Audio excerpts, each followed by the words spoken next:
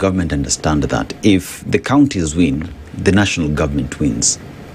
Is there that understanding that if we just devolve these functions, the counties get to do what it is they have to do, and we because we are the owners of the policy, we equally apply pressure to ensure that the counties just win and perform as expected?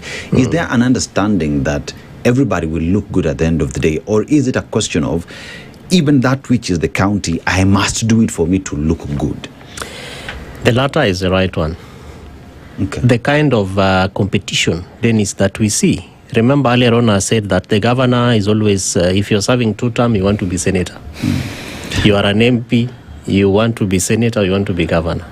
If you are an MCA, I don't know what term you are serving. That's my first. If you are doing second, you want to be MP National Assembly, etc. So that kind of tug of war and the tussle will not allow for that understanding, Dennis, despite the fact that the law is very clear who is supposed to do what. We have enabling institutions. I mentioned IGRTC. We have IBEC that is chaired by the Deputy President. Of course, the other not day anymore. Well, functional.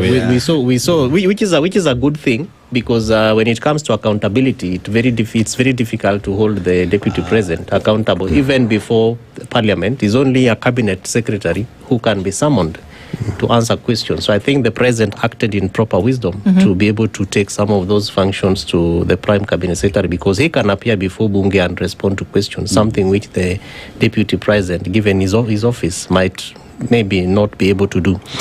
So you have IBEC, you have the summit that is chaired by the President, and together with all the 47 governors, all these conversations we are having here rest and are normally settled at that table. But the implementation aspect, even for MCAs, I liked it when the President said, I'm giving you financial autonomy in Homa Bay. And they actually signed the law to allow the MCAs to get their own budget.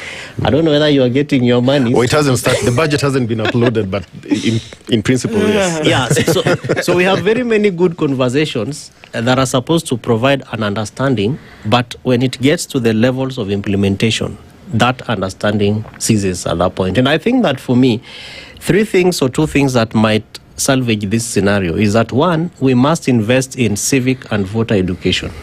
That Kenyans understand that when I see the President talking about markets in my area, that is not his responsibility. And that when it is ultimately done, I win, he wins, the governor wins, and all of us wins. I mean, all of us win. Of course, that might be different from the political face of it.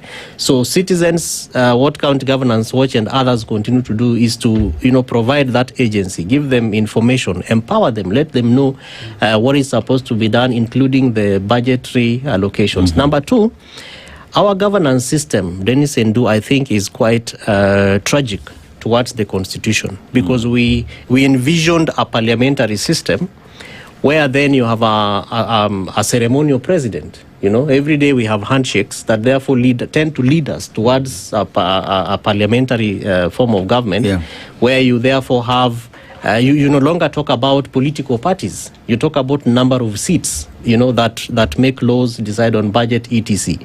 But in a country where the President wants to run on a ticket that is competing with the ticket of the governor of a county, it will be very difficult to come and say, we have an understanding that you can do your things, you shine so that people vote for you, but my candidate in my party who is coming to campaign might not have anything to show for it. It becomes very difficult, therefore, which therefore leads us to the presidential form of government, where the more number of seats you have in MP, in Parliament, the better president you are. So you have the leeway to change laws, you have the leeway to, play around with budgets.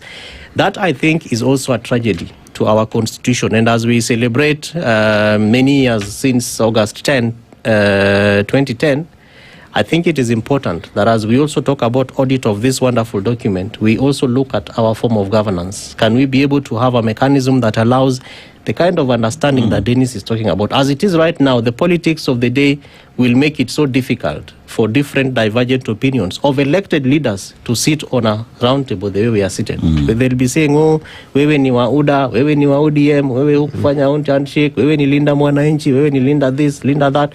I think that is not a proper environment for an understanding that needs to come from the leadership to deliver services to the people. Is there intent? Because I'll just go back